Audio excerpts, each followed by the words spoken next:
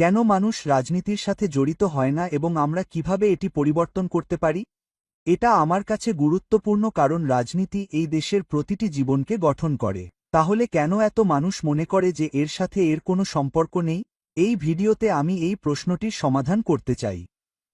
যতদিন আমি মনে করতে পারি আমি সবসময় রাজনীতির সাথে জড়িত। আমার সন্দেহ হয় যে ১৯৫৮ সালে জন্মগ্রহণকারীদের মধ্যে চার্চিলের মৃত্যুর কথা মনে রাখা আমার কাছে অস্বাভাবিক। আমি অবশ্যই ১৯৬৬ সালের সাধারণ নির্বাচনের কথা মনে করতে পারি এবং আব্বাভান বিপর্যয় এবং সংবাদপত্রের প্রথম পাতা, মন্ত্রীদের বিবৃতি এবং অন্য সবকিছু সহ সেখান থেকে আসা সমস্ত মন্তব্যের কথা মনে আছে।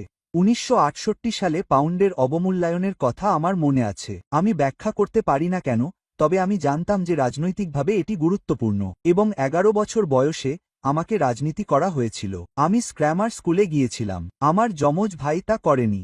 একটি নীতি আমাদের বিভক্ত করেছিল, বলেছিল যে আমাদের মধ্যে একজন অন্যজনের চেয়ে বেশি মূল্যবান এবং এটি আমার কাছে অগ্রহণযোগ্য। আমি স্পষ্টভাবে বৈষম্য দেখেছি এবং এটি আমাকে জীবনের জন্য গঠন করেছে। এরপর থেকে আমি সবসময় রাজনীতি করতাম এবং সবসময়ই থাকতাম এবং আমি সর্বদা বৈষম্যের পরিণতির বিরুদ্ধে লড়াই করেছি, ইচ্ছাকৃতভাবে তৈরি হোক বা অন্যথায়। কিন্তু বেশিরভাগ মানুষ মনে করে না যে রাজনীতি তাদের জন্য। স্বীকার করতে হবে যে তারা নিজেদের প্রতিনিধি হিসেবেও দেখে না এবং তারা মনে করে যে সিদ্ধান্ত অন্যত্র ঘটে। তারা কেবল নির্বাচনের সময় সর্বাধিক সময় সুর করে এবং তারপরেও খুব বেশি নয়। এবং তারপর সীমিত তথ্যের সাথে, যদি তারা ভোটকেন্দ্রে যাওয়ার সিদ্ধান্ত নেয়, তারা একটি কাগজে তাদের ক্রস লিখে তারপর বিচ্ছিন্ন হয়ে যায়। আমি এটা পরিবর্তন করতে চাই। আমি মনে করি রাজনীতি প্রতি ৫ বছরে একবার ব্যালট পেপার নিয়ে কয়েকজনের অংশগ্রহণের চেয়ে বেশি গুরুত্বপূর্ণ, যা এমন সরকার গঠন করে যা এই দেশের জনগণের জন্য কাজ করে না। তবে আমরা যদি রাজনীতি পরিবর্তন করতে চাই, তাহলে আমাদের স্পষ্টভাবে জানতে হবে রাজনীতি কি করে। রাজনীতি মজুরি নির্ধারণ করে এবং এটি ভাড়া নির্ধারণ করে। রাজনীতি নির্ধারণ করে যে আমাদের কত হাসপাতাল আছে এবং কতজন ডাক্তার আছে। এটি স্কুলগুলি কি ব্যবহার করে তা নির্ধারণ করে এবং কতজন স্কুল এবং শিক্ষক আছে তা নির্ধারণ করে। এটি আমাদের অধিকার এবং দায়িত্ব তৈরি করে। এটি আমাদের নিরাপত্তা প্রদান করে এবং আমাদের সুযোগ প্রদান করে। আর স্পষ্ট করে বলতে গেলে, আমরা উন্নতি করি নাকি সংগ্রাম করি, সেটার ক্ষেত্রে এটি একটি প্রধান কারণ। রাজনীতি সত্যিই গুরুত্বপূর্ণ। তাই আমাদের স্পষ্ট করে বলতে হবে যে রাজনীতিবিদদের কি করা উচিত এবং আমি এই বিষয়ে দ্ব্যর্থহীন। রাজনীতিবিদের কাজ হল সকলকে তাদের সম্ভাবনা উপলব্ধি করতে সাহায্য করা। তারা জনসাধারণের কল্যাণের জন্য কাজ করে। রাজনীতিবিদের থাকার অন্য কোনো উদ্দেশ্য নেই। এটাই। তারা সর্বোপরি জনসেবক। তারা ক্ষমতার আগে মানুষকে স্থান দেওয়ার জন্য, ন্যায্যতা এবং সম্ভাবনা প্রদান করার জন্য এবং নিজেদের দ্বিতীয় স্থানে রাখার জন্য সেখানে থাকে। যদি তারা তা না করে, তাহলে তারা ব্যর্থ হচ্ছে। তারা জনসেবার জীবন বেছে নিয়েছে। এবং এটি গুরুত্বপূর্ণ কারণ আজকাল আমরা প্রায়শই যা দেখি তা হল রাজনীতিবিদরা রাজনীতিকে পেশা হিসেবে বেছে নিয়েছেন, যারা জনসাধারণের পদ লাভের জন্য যে পছন্দ করেছেন তার ফলস্বরূপ প্রভাব বা সম্পদ এবং প্রতিপত্তি খোঁজেন এবং যারা নাগরিকদের নয় বরং দাতাদের কাছে আবেদন করেন এবং যারা ইতিমধ্যেই ক্ষমতাবান তাদের সেবা করেন। ফলস্বরূপ গণতন্ত্র দূষিত হয়েছে। এবং এটি এখন এতটাই সাধারণ যে বেশিরভাগ মানুষ রাজনৈতিক প্রক্রিয়া দ্বারা সম্পূর্ণরূপে ক্লান্ত এবং এর থেকে বিচ্ছিন্ন বোধ করেন। এবং এই সমস্ত পদক্ষেপ সম্পূর্ণরূপে অগ্রহণযোগ্য। এই রাজনীতি এখন পথভ্রষ্ট।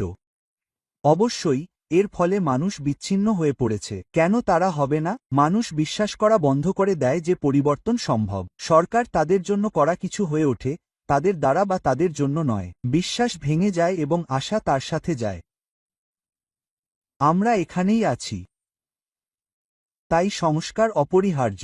যদি গণতন্ত্র টিকে থাকতে হয়, এবং আমি মনে করি এটি অত্যাবশ্যক, তবে তা পুনর্নবীকরণ করতে হবে। ক্ষমতা জনগণের কাছে ফিরিয়ে দিতে হবে। ওয়েস্টমিনস্টারে এটি মজুত করা উচিত নয়। সম্পদ দ্বারা এটি দখল করা যায় না। জন্মগত দুর্ঘটনার মাধ্যমে এটি উত্তরাধিকার সূত্রে পাওয়া উচিত নয়। তাই আমাদের যে প্রক্রিয়াগুলি রয়েছে সেগুলি সংস্কার করতে হবে কারণ এই সমস্ত ঘটনা ঘটছে।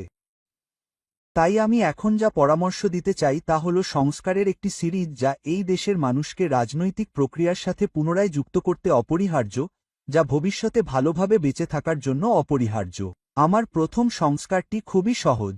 আমাদের নিশ্চিত করতে হবে যে প্রতিটি ভোট গুরুত্বপূর্ণ, এবং বর্তমানে যুক্তরাজ্যে এটি সত্য নয়। অনেকেই জানেন যে আমাদের বর্তমান প্রথম পাস পোস্ট নির্বাচনী ব্যবস্থায় তারা যাই করুক না কেন তাদের ভোট গণনা করা হবে না, অথবা অন্তত তারা তাই মনে করে। ফলস্বরূপ প্রথম পাস পোস্ট যুক্তরাজ্যের লক্ষ লক্ষ মানুষের জন্য যথাযথ রাজনৈতিক প্রতিনিধিত্বকে ব্লক করে। ফলস্বরূপ তাদের উপেক্ষা করা হয়, এবং তাই আমাদের আনুপাতিক প্রতিনিধিত্বের প্রয়োজন যাতে নিশ্চিত করা যায় যে যুক্তরাজ্যের প্রতিটি ভোট গণনা করা হয়। সুতরাং এর অর্থ হল আমাদের এখনকার মতো একই আকারের নির্বাচনী এলাকা থাকতে পারে না। আমাদের বহু সদস্যের একক স্থানান্তরযোগ্য ভোটের প্রয়োজন। এগুলি সম্পূর্ণরূপে সম্ভব। এগুলি যুক্তরাজ্য জুড়ে কিছু নির্বাচনে ব্যবহৃত হয়। এখন মানুষ বুঝতে পারে কিভাবে সিস্টেমটি কার্যকর করতে হয়, এবং ফলস্বরূপ আমাদের এমন এমপি থাকবে যারা এখনও এলাকার প্রতিনিধিত্ব করে, যদিও বড় এলাকা, তবে আপনার তাদের মধ্যে একটির জন্য ভোট দেওয়ার সুযোগ থাকতে পারে।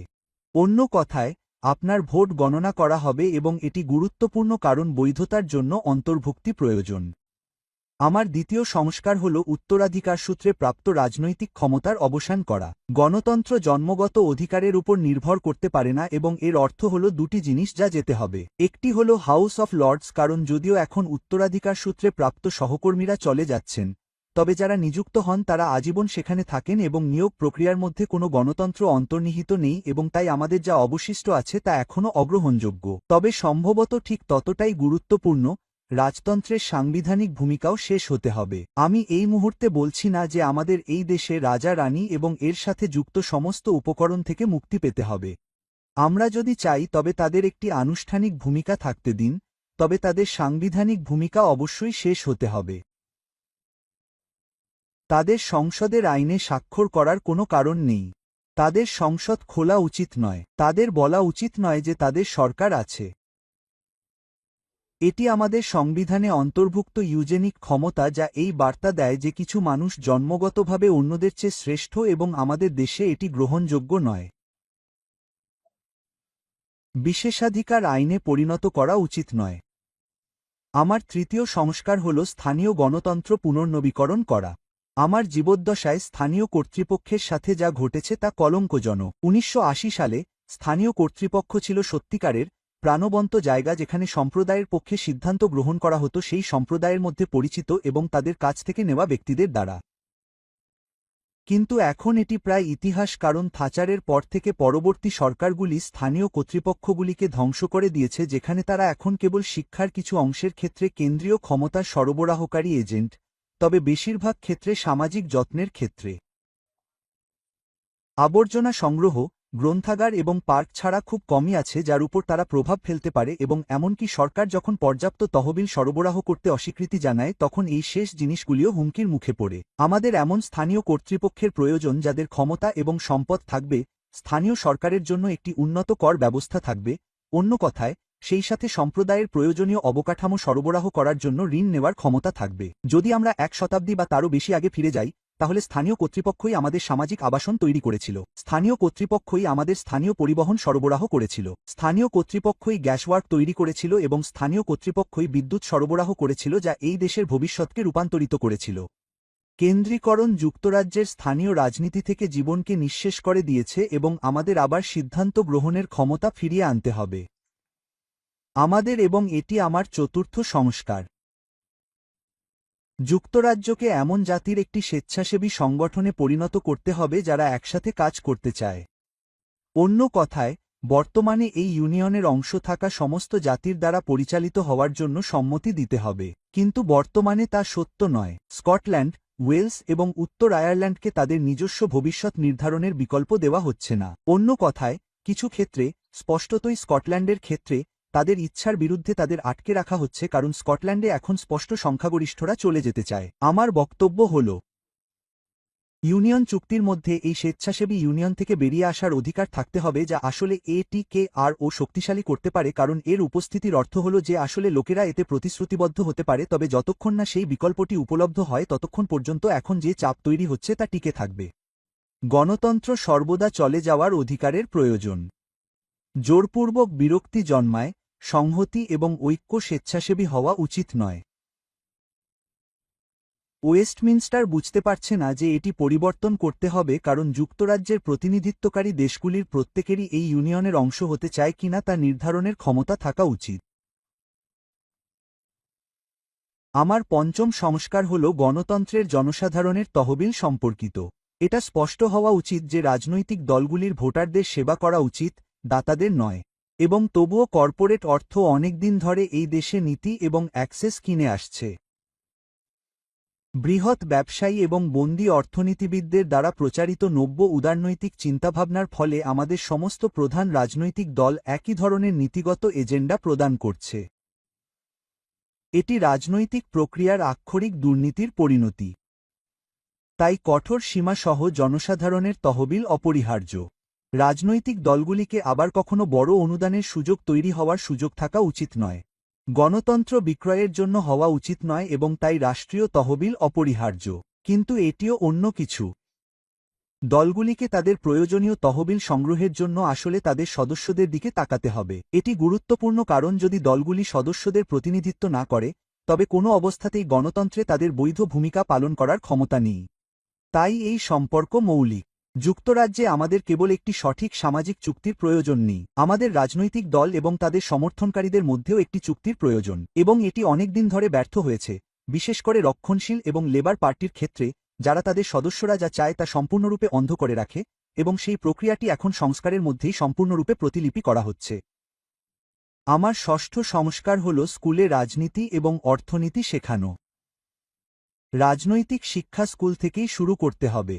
আমরা এটি খুব বেশি দেরি করে রাখতে পারি না। আমাদের জনগণকে তাদের বাসস্থানের সঠিক নাগরিক হওয়ার জন্য ক্ষমতায়িত করতে হবে। জনগণের অংশগ্রহণের জন্য সরঞ্জামের প্রয়োজন। তাদের বুঝতে হবে রাজনীতি কি, তাদের বুঝতে হবে সরকার কি করে, তাদের বুঝতে হবে অর্থনীতি কি, অন্তত মৌলিক স্তরে ফার্ম এবং ব্যক্তি কিভাবে কাজ করে সে সম্পর্কে মাইক্রোতত্ত্ব নয়। কিন্তু না, সরকার কিভাবে কাজ করে, কারণ এটাই সবচেয়ে গুরুত্বপূর্ণ। সামষ্টিক অর্থনীতি এখানে মূল বিষয়। এবং যেহেতু এই শিক্ষাকে অস্বীকার করা হয়েছে, তাই মানুষকে শক্তিহীন করে রাখা হয়েছে। এবং আমি এতে আগ্রহী নই। আমি এমন জ্ঞান চাই যা এই দেশের মানুষের জন্য আত্মবিশ্বাস এবং এজেন্সি তৈরি করে। এবং ফলস্বরূপ, আমি চাই গণতন্ত্রকে ভালোভাবে শেখানো হোক এবং পর্যাপ্ত সম্পদের মাধ্যমে তা নিশ্চিত করা হোক যাতে মানুষ তাদের বাসস্থানের দেশকে বুঝতে পারে। এর চেয়ে কম কিছু করলে চলবে না।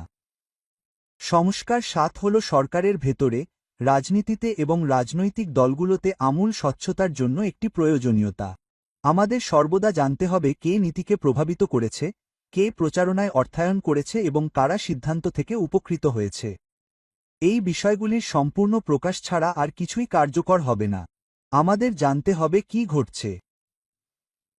সূর্যের আলো শক্তির মূল্য এবং আইন প্রণয়নকে সমর্থন করা উচিত। সংস্কার ৮ হল আমি এখন মনে করি যে নাগরিকদের সরকারি প্রক্রিয়ায় আরও সরাসরি জড়িত হওয়া দরকার। আমি আগে নাগরিক সমাবেশ সম্পর্কে খুব নিন্দা করতাম এবং তারপরে আমি একটিতে অংশ নিয়েছিলাম এবং আমি ভেবেছিলাম এই প্রক্রিয়াটি কার্যকর হতে পারে।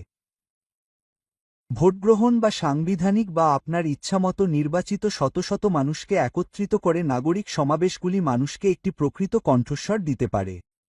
একটি বিষয় তাদের প্রমাণ উপস্থাপন করুন, তাদের এটি নিয়ে বিতর্ক করতে দিন, তাদের সিদ্ধান্তগুলি বের করতে দিন, তাদের বিরোধী দৃষ্টিভঙ্গি দেখতে দিন এবং তারপরে তাদের মতামত দিতে দিন। বিশেষজ্ঞদের মতামত নয়, বরং সেই সব মানুষের মতামত যারা বিশেষজ্ঞদের কথা শুনেছেন, যারা প্রমাণ যাচাই করে বলেছেন যে আমরা মনে করি আমরা এটাই করব। এখন আমি এই বাধ্যতামূলক করতে চাই না। আমি মনে করি না এটি বাধ্যতামূলক হতে পারে। এটা গণতান্ত্রিক নয়। তবে আমি মনে করি যে অংশগ্রহণের এই প্রক্রিয়াটি অপরিহার্য, কারণ এটি দেখা দরকার যে সাধারণ মানুষের সরকারকে প্রভাবিত করার সুযোগ আছে এবং এই মালিকানার অনুভূতির চেয়ে বেশি গণতন্ত্র পুনর্গঠন করতে পারে না। তাই আমি বিশ্বাস করি যে নাগরিকদের সরকার প্রক্রিয়ায় জড়িত হওয়ার সময় এসেছে, গোপন ফোকাস গ্রুপে নয় বরং উন্মুক্ত এবং স্বচ্ছ নাগরিক সমাবেশে এর ধারণাগুলি আক্ষরিক অর্থে পরীক্ষা করে। এবং এই সমস্ত কিছুর অর্থ কি? এর অর্থ হল আমাদের রাজনীতিতে অংশগ্রহণের বাধাগুলি অপসারণ শুরু করতে হবে।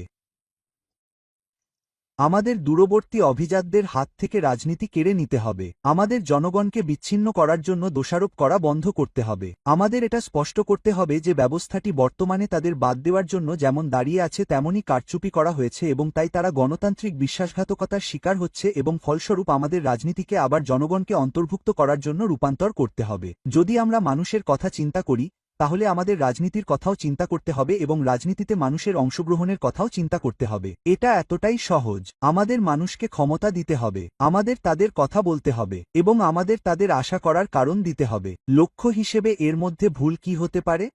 আর এইসবই আমি বলে আসছি। গণতন্ত্র এখন মানুষের জন্য কাজ করছে না এবং এর ফলে মানুষ উদাসীন হয়ে পড়েছে। কিন্তু এর কারণ হল অনেকের ব্যর্থতা। যদিও কিছু লোক অজ্ঞ জনসাধারণকে চুপ করে রাখার জন্য ক্ষমতা পছন্দ করে, আমাদের কাজ হল প্রমাণ করা যে মানুষ তাদের যত্ন নেয়। আমাদের কাজ হল ব্যবস্থা পরিবর্তন করা যাতে মানুষ বুঝতে পারে যে গণতন্ত্র যত্ন নেওয়ার যোগ্য। আমি বিশ্বাস করি যে এটি সম্ভব এবং আমি যে কর্মসূচির পরামর্শ দিয়েছি তা কঠিন নয়। যে কোনো সরকার চাইলে এটি বাস্তবায়ন করতে পারে। এটি বাস্তবায়নের জন্য সবকিছু ইতিমধ্যেই উপলব্ধ এবং খরচও কম। আপনাকে কেবল বিশ্বাস করতে হবে যে মানুষ গুরুত্বপূর্ণ এবং তাদের কণ্ঠস্বর শোনা দরকার। আপনি কি মনে করেন? আপনি কি মনে করেন আমাদের গণতন্ত্র পুনরুজ্জীবিত করার চেষ্টা করা উচিত? তুমি কি মনে করো তুমি অংশগ্রহণ করতে চাও? আমাদের জানাও। নিচে একটি পোল আছে। এই ভিডিওটি দেখার জন্য ধন্যবাদ। যদি তুমি এটি উপভোগ করে থাকো তাহলে অনুগ্রহ করে লাইক এবং সাবস্ক্রাইব বোতামে ক্লিক করো, কারণ এগুলো সত্যিই আমাদের ইউটিউবে এই প্রচারে সাহায্য করে। সবচেয়ে গুরুত্বপূর্ণ বিষয় হল তুমি কি এই ভিডিওর নিচের অংশটি দেখতে পারো যেখানে এটি আরও বিস্তারিতভাবে বলে, এবং সেখানে তুমি আমার ব্লগের একটি লিঙ্ক পাবে। এবং যদি তুমি এই ভিডিও সম্পর্কিত ব্লগ এন্ট্রির নির্দিষ্ট লিঙ্কটি অনুসরণ করো তাহলে তুমি এই ভিডিওর একটি ট্রান্সক্রিপ্ট এবং অন্যান্য অনেক সম্পর্কিত উপাদান পাবে এবং একটি চ্যাট জিপিটি প্রম্পট পাবে যা তুমি এই ভিডিওর বিষয়বস্তু সম্পর্কে তোমার এমপিকে একটি চিঠি লিখতে ব্যবহার করতে পারো, যা তোমাকে একজন প্রচারক হিসেবে পরিণত করবে, যা করার জন্য একটি দুর্দান্ত কাজ হবে। অবশেষে, যদি তুমি আমাদের কাজের প্রশংসা করো তাহলে কি তুমি আমাদের অনুদান দেওয়ার কথা ভাবতে পারো? যদি তুমি তা করতে চাও তাহলে নিচে একটি লিঙ্ক আছে, অথবা তুমি আমার ব্লগে একটি খুঁজে পেতে পারো যেখানে একটি কফ চাই বোতাম লেখা আছে। দয়া করে আমাকে একটি কফি কিনে দাও। অনেক ধন্যবাদ এবং আমরা শীঘ্রই আবার দেখা